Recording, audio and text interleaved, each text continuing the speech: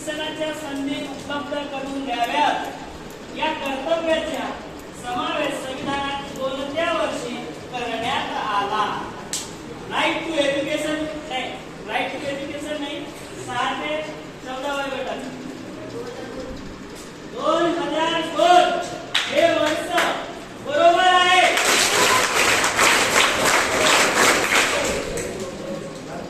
पुढचा प्रश्न पुढच्या समूहासाठी निवडणुका निर्भय वातावरणात पार पाडण्याची जबाबदारी कोणावर असते? हा प्रश्न तिसऱ्या ग्रुपसाठी. तुमचा नंबर यायचा आहे. निवडणुका निर्भयपणे पार पाडण्यासाठी किंवा पार पाडण्याची जबाबदारी कुणाची? निवडणूक समिती म्हणतात मॅडम. उत्तर समिती नसते. हा प्रश्न 5 होतो आहे पहिल्या समूहाकडे आणि याचा हात वर केला समंत भोवते यांनी.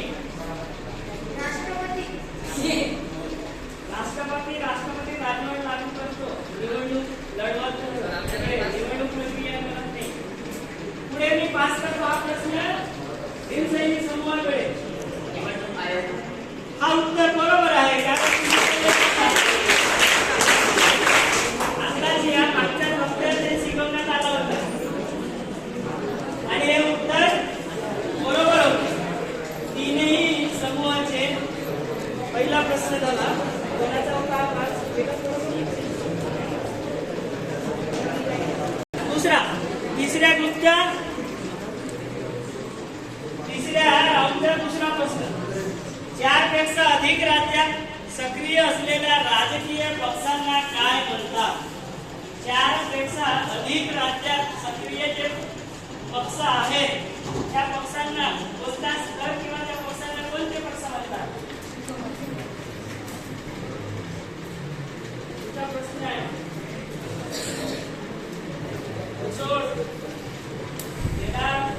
जर भेट झाली यांची भेट झाली होती ना? भेट झाली होती.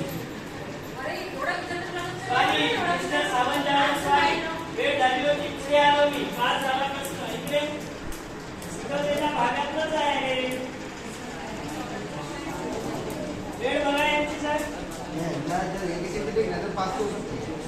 4 पेक्षा अधिक राज्यांमध्ये जे पक्ष सक्रिय असतात अशा पक्षांना काय म्हणतात? कोणते पक्ष म्हणतात? चुकलेला आहे उत्तर. पुढे पास करतो. चुकीचं आहे. सगळ्या समूहांनी या प्रश्नाचे उत्तर चुकीचं आहे. अरे निवडणूक कोण आहे इकडे?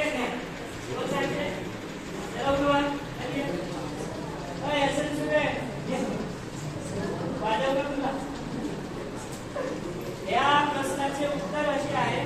इथे प्रेक्षकांमध्ये पाहू आता. बागडे, तुषार बागडे. आज शिकवलो का? अरे निवडणूक प्रक्रिया हा पाठ आहे. त्याच्यामध्ये दिलेला आहे राष्ट्रीय पक्ष, प्रादेशिक पक्ष. त्या 5 राज्यांमध्ये जे पक्ष काम करतात त्या पक्षांना निवडणूक आयोगाने राष्ट्रीय पक्ष असे घोषित करण्यात आला आहे. तू सांगितलं पण तुझी वेळ गेली होती. पुढचा प्रश्न आहे पुढच्या समूहासाठी. दुसरा प्रश्न आहे भीमसैनिक समूहासाठी. राज्यसभेच्या प्रत्येक सदस्याला किती वर्षाचा कार्यकाळ मिळतो? हो, तुमच्यासाठी काय उत्तर? पुढे तो तुमच्या समूहासाठी हा प्रश्न आहे. राज्यसभेवर जे निवडून जातात, जे लोकप्रतिनिधी राज्यसभेवर निवडून जातात त्यांचा कार्यकाळ किती वर्षाचा असतो?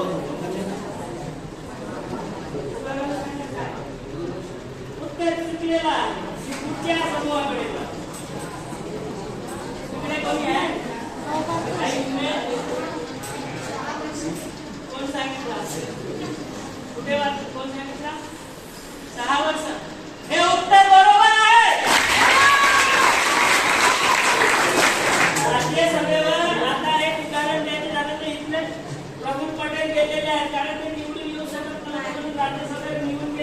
आणि त्यांचा कार्यकाळ असतो हा 6 वर्षाचा.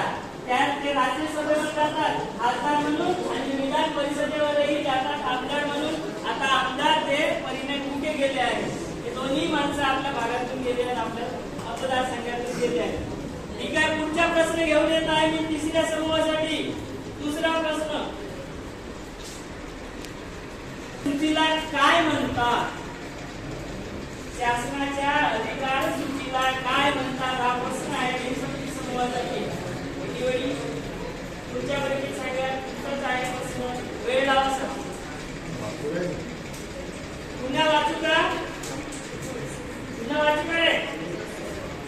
संघ शासनाच्या अधिकार विषयीच्या सूचीला काय म्हणतात? संघ शासन, या संघ शासनाच्या अधिकार सूचीला काय म्हणतात?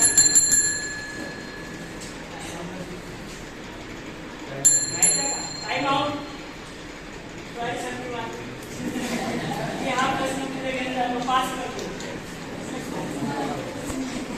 प्रश्न, संघ शासनाच्या सूचीला काय म्हणतात? संघ सूची हे उत्तर बरोबर होते आणि आहे बरोबर आहे. यात माझी काही चूक नाही, मलाही वेळेचे बंधन आहे, त्यामुळे तुमचा प्रश्न पुढच्या समूहाकडे गेला आणि तुमचे अधिकचे मार्क्स त्यांना मिळाले. पुढचा प्रश्न घेऊन येतो. जैविक ग्रुपसाठी तिसरा प्रश्न आहे. कोणत्या घटना दुरुस्तीने मतदानाचे वय 21 वरून 18 केले?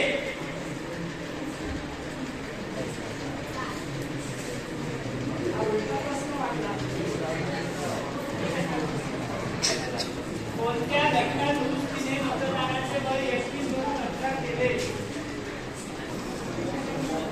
यांच्यासाठी आहे ना?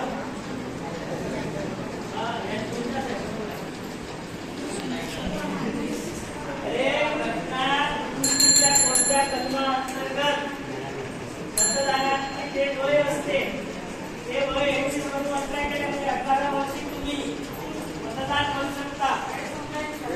वेळ पण संपला. पुढे पास करतो. नमस्कार. पुढे पास करतो. प्रश्नाचे उत्तर सांग. तेवढा जमा झालाच नाही. पुढे इकडे पुन्हा पास करतो. तिसऱ्या समूहाकडे. विराट भाई, बॅटिंग चला. नाही, तीनही समूहांनी उत्तर सांगितलेलं नाही. ती घटना दुरुस्ती कलम आहे 61. पुढचा प्रश्न आहे भीमसैनिक समूहासाठी. भारताच्या सरन्यायाधीशांची नियुक्ती कोण करते किंवा करतात? तुमचा प्रश्न आहे. घाई करू नका, तुमचा नाही त्यांचा आहे. बरोबर करू नका. हे उत्तर बरोबर आहे.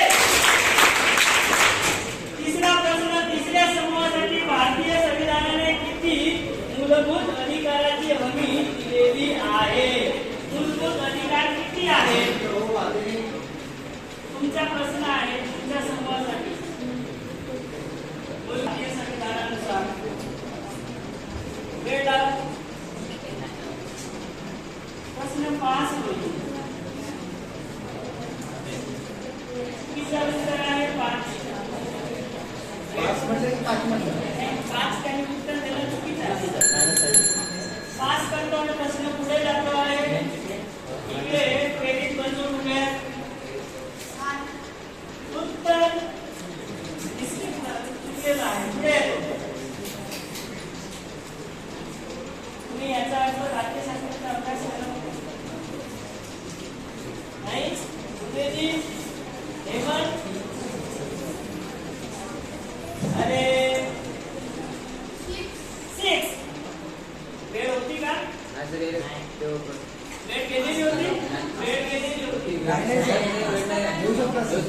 पास घेतला ना. यांचा प्रश्न त्यांना गेला, त्यांना नाही आला. सांगितलं उत्तर बरोबर आहे. वेळ होती का म्हटलं असं? 6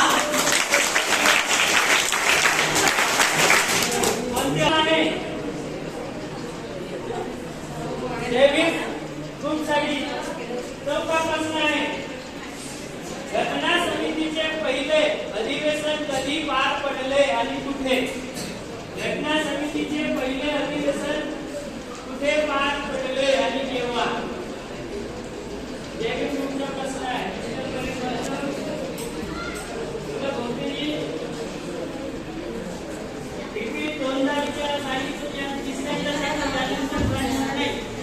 घटना समितीचे पहिले अधिवेशन कधी?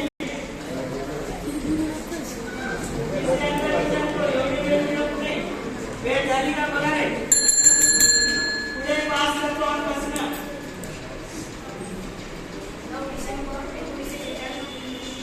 हे उत्तर बरोबर आहे. पुढचा प्रश्न आहे, घटना समितीचे अस्थायी हंगामी अध्यक्ष म्हणून कोणाची नियुक्ती करण्यात आली होती? हंगामी अध्यक्ष कोण घटना समितीचे? हा प्रश्न दुसऱ्या मिनिटासाठी आहे. हंगामी अध्यक्ष कोण? वेळा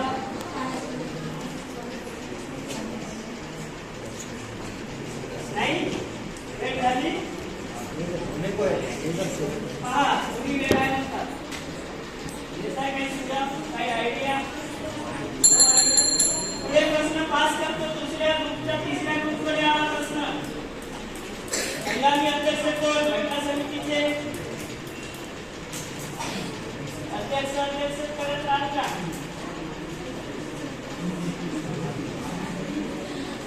नाही पास करू.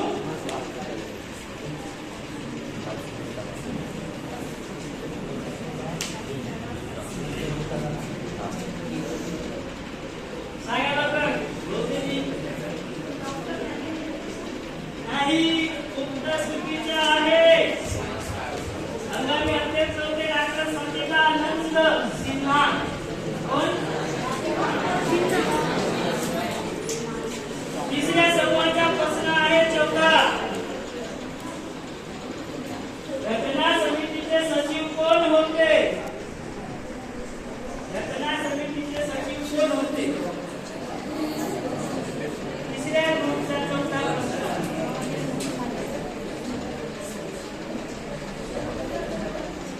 उत्तर चुकीचे आहे. चुकलेला आहे. पास करा. पहिल्या ग्रुपकडे आलो. सचिव कोण होते घटना समितीचे?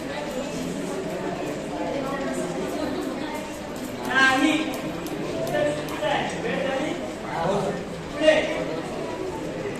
घटना समितीचे हे सचिव होते व्ही.आर. अय्यंगार. हो का नाही? अशा प्रकारे तिसऱ्या राऊंडचा शेवटचा प्रश्न सर्व समूहासाठी सर्व ग्रुपसाठी आहे. शेवटचा प्रश्न सर्वांसाठीच आहे. पुढे बघा, मसुदा समितीचे एकूण किती सदस्य होते?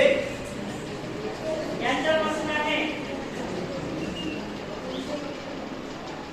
मसुदा समिती वेळ आन्सर दिला का त्यांनी? आन्सर दिला चुकीचा आहे.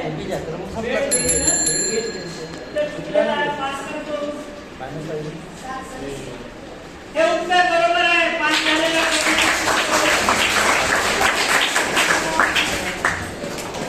भीम सैनिक समूहासाठी हा प्रश्न आहे शेवटचा. राज्यघटना लिहिण्यासाठी मसुदा समिती कधी स्थापन करण्यात आली? राज्यघटना लिहिण्यासाठी मसुदा समिती कधी स्थापन करण्यात आली? तुमच्यासाठी प्रश्न होता.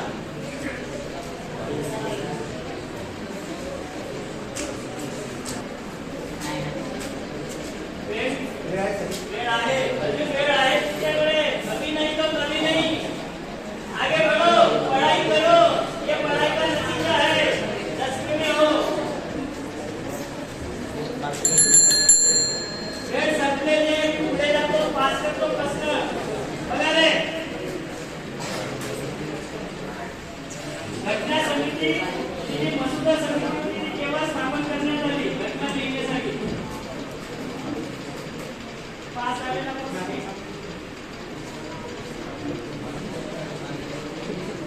1900 चुकीचं उत्तर आहे. चुकीचं उत्तर आहे. पुन्हा पास करतो.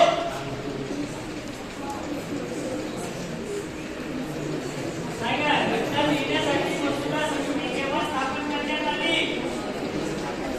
तेरेबंदोड, केदारसिंग, इकडे गोरे नाही, इकडे चुकीचं आहे. कोणत्या समूहाने उत्तर दिलेलं नाही. राज्य घटना लिहिण्यासाठी मसुदा समिती जी 29 तुला उत्तर चुकीचं आहे. 29 ऑगस्ट 1947 होती. सगळे उत्तर चुकीचे झाले तुमचे या प्रश्नाचे. पुढचा प्रश्न आहे शेवटच्या समूहासाठी शेवटचा प्रश्न. तिसऱ्या समूहासाठी शेवटचा प्रश्न आहे. घटना समितीने राष्ट्रीय ध्वज म्हणून तिरंग्याला कधी मान्यता दिली किंवा आपल्याला हा तिरंगा कोणत्या दिवसापासून मिळाला असे म्हणता येईल? सांगा घटना समितीने राष्ट्रीय ध्वज तिरंगा या हा राष्ट्रीय ध्वजाला केव्हा मान्यता दिली हा तुमचा प्रश्न आहे. आणि शेवटचा प्रश्न वटवटवरचा शेवटचा प्रश्न आहे. यानंतर राष्ट्रीय व्यवस्था करण्यात येईल. तुम्ही शांतता राखा. तिरंगा जो ध्वज आहे राष्ट्रध्वज आहे या ध्वजाला केव्हा मान्यता देण्यात आली?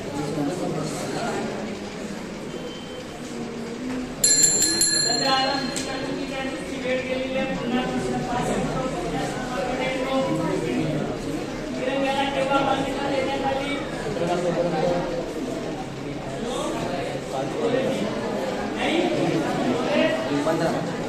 नाही पास करतो. अगदी नाही आहे.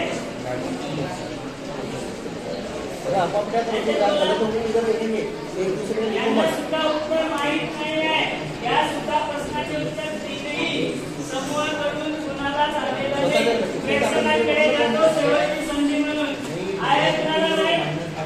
तिरंगा ध्वज जे आहे राष्ट्रध्वज याला मान्यता केव्हा देण्यात आली? काउंटिंग करो अच्छे से गलत तो नहीं उधर देखो काउंटिंग करो.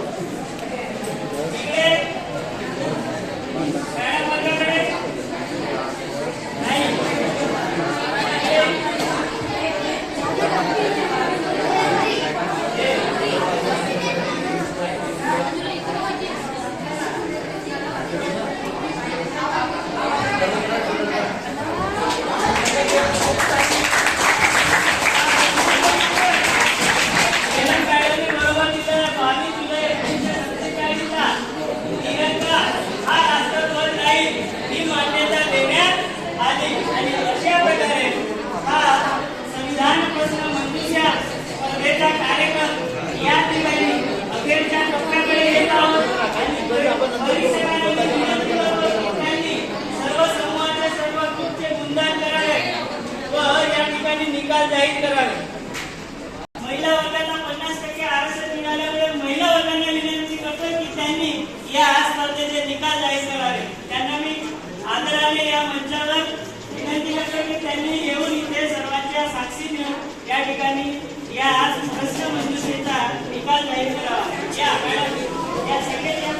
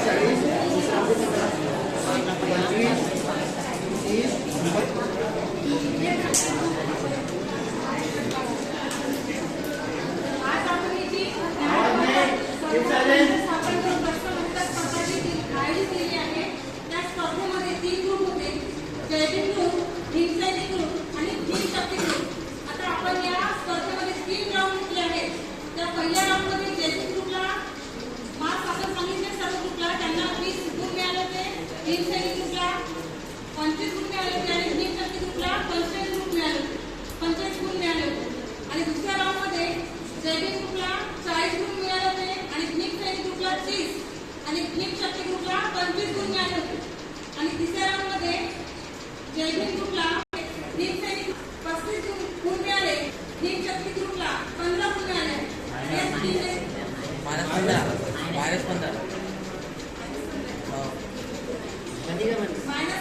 आजच्या प्रश्नमंजुषा स्पर्धेचा मी इथे निकाल जाहीर करत आहे. त्यांची टोटल सांगत आहे. जयभीम ग्रुपला मिळाले आहे 75 गुण.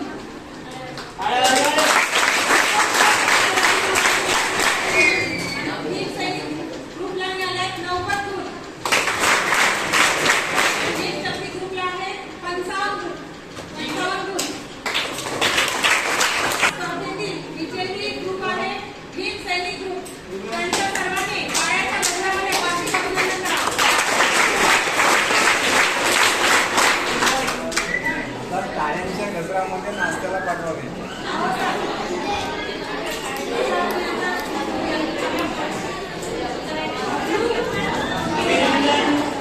सैनिक समूहाचे मनपूर्वक अभिनंदन.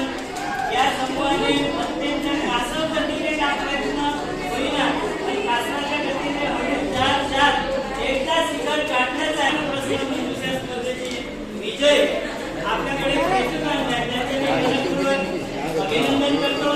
आणि या प्रश्नमंजुषा या प्रश्नमंजुषा कार्यक्रमाचे आयोजन तेलंगणा आणि सहकारी या सर्वांनी मिळून या समूहाचे अभिनंदन करत आहे. सर